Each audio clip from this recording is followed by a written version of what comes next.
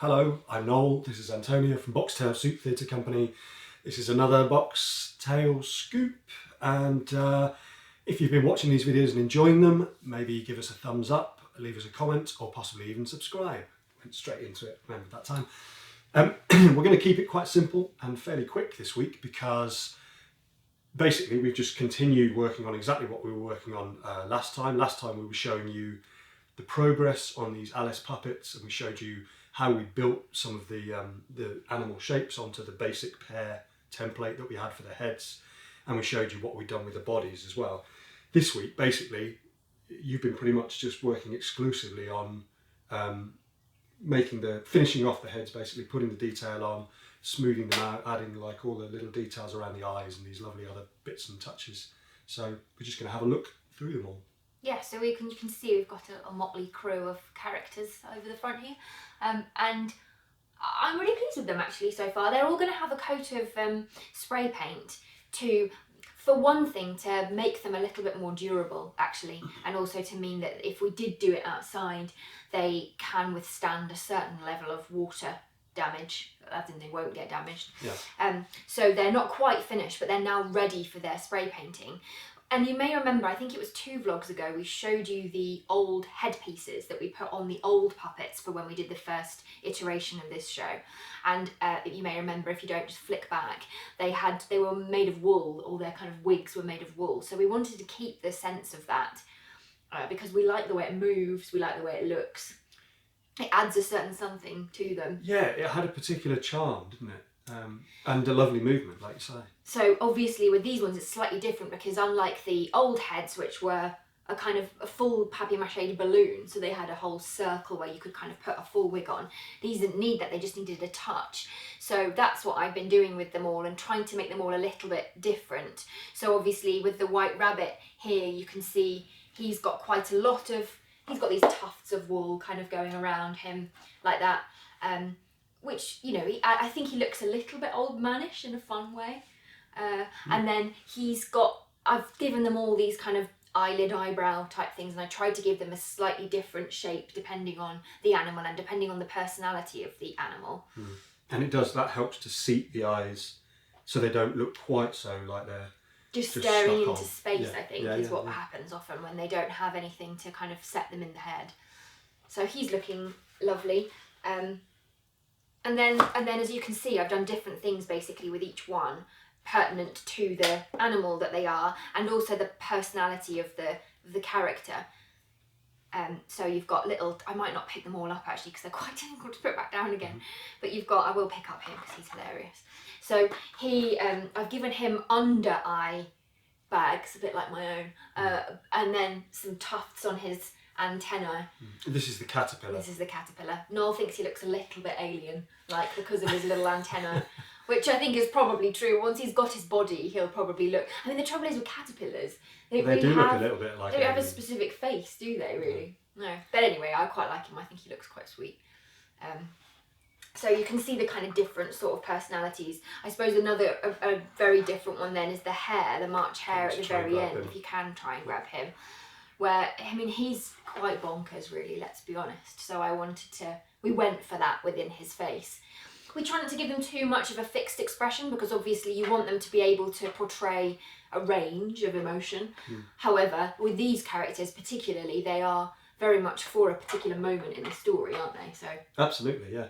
What I like about this one is that we managed to get a slightly different shape for it to the rabbit. So we went for the same kind of thing, but we just tried to give it a slightly different feel so that it didn't, it might seem silly, but so that it didn't just look the same as the rabbit. So we just ever so slightly pushed the nose further out to give it a slightly more elongated shape. And it's got this nice kind of like one. Yeah, one raised eyebrow. I really love the way that's come out. I really do. And love these little tufts on here. And they just give a nice wiggle. You can see when he's being puppeted, they just give them a little bit more extra sort of life. The Dodo's got hair around the sides. When they made the wigs for the duck and the Dodo for the original puppets, I quite liked the way they were a little bit nest-like almost. They ringleted their head. So I've tried to keep some of that with the Dodo, and I've given him some eyebrows It just suits the character. The weird thing, in fact, about doing these this time round, though, we've never done this before, have we?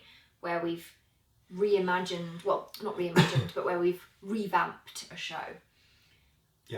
Yeah. The tough part about that is that even though it was a long time ago, and as we said before, we have learned a lot about making them, and about what works, what doesn't, and about how to use the materials, how to make things look smoother, look better.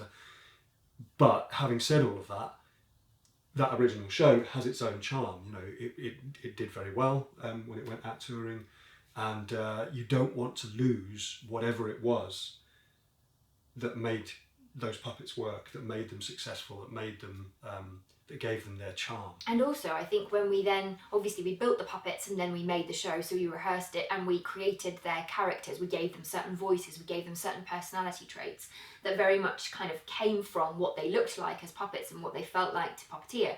And so you want to make sure that then when you're remaking puppet heads, they still embody those personality traits that you've already given them. Yeah.